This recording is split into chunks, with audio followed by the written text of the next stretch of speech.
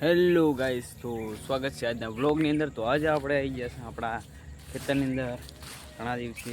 તો જોઈ શકો છો આપણી મગફળી આટલો વરસાદ વરસ્યા પછી પણ એમને એમ લીલીછમ ઊભી છે। એમાં અમુક કોડ જતા રહ્યા છે। તો કારણોસર આ કોડ જતું રહ્યું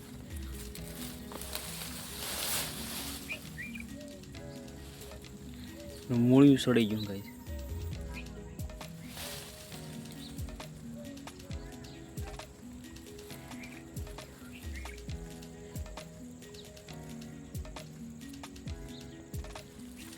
ગાઈસ અહીંયાના અમુક એના કારણોસર મૂળે જતી રહ્યા છે। કેમ કે પાણી ઘણું બધું હતું ને એના કારણે બધું શું છે બધું અથુરિયા ભાવ સર્વનાશ।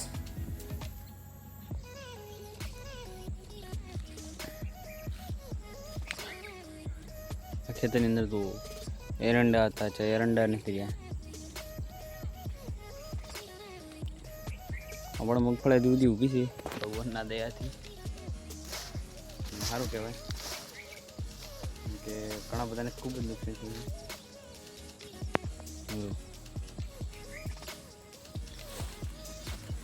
આ ગાઈસ આપણે સાવરણા કરવા રાખ્યો હતો, એ પણ જો એનું કોટ અંદરથી બળી ગયું છે, જોઈ શકો છો ખેતરમાં। તો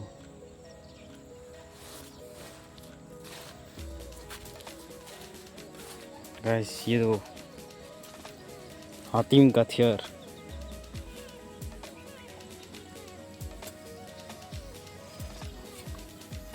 गाइस તમારી ભાષામાં શું કહેવાય છે એ કમેન્ટ કરો। અમારે તો આને તાર્યું કહેવાય છે।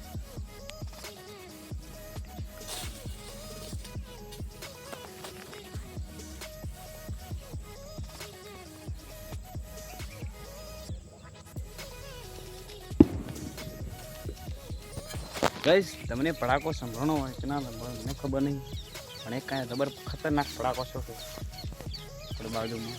શાનો થયો છે કંઈ ખબર નહીં।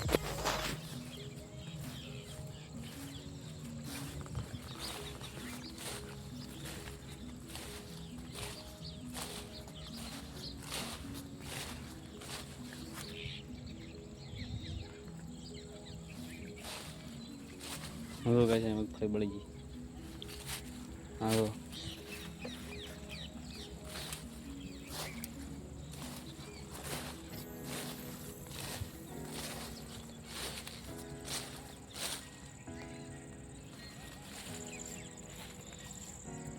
ગાઈસ તમને હવે હું એરંડાની હાલત બતાવું આવી લાઈવ કેવી હાલત થઈ છે એરંડાની મિત્રો।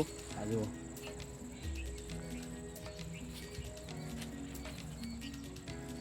અંદર વજૂદ નહીં પાડો।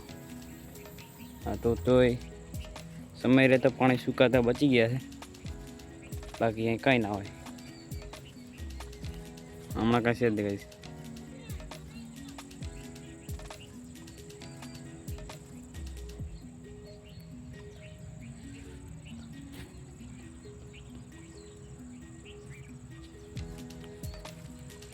લેમડાની હાલત જો।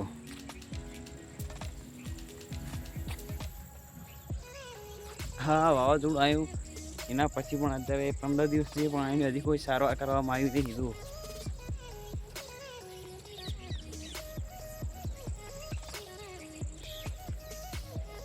હા જુઓ અહીંયા આપણે બેસવા માટેનો અડ્ડો હતો, અહીં બેસતા આપી અહીંયા છે, એ પણ બધું ખતમ થઈ ગયું।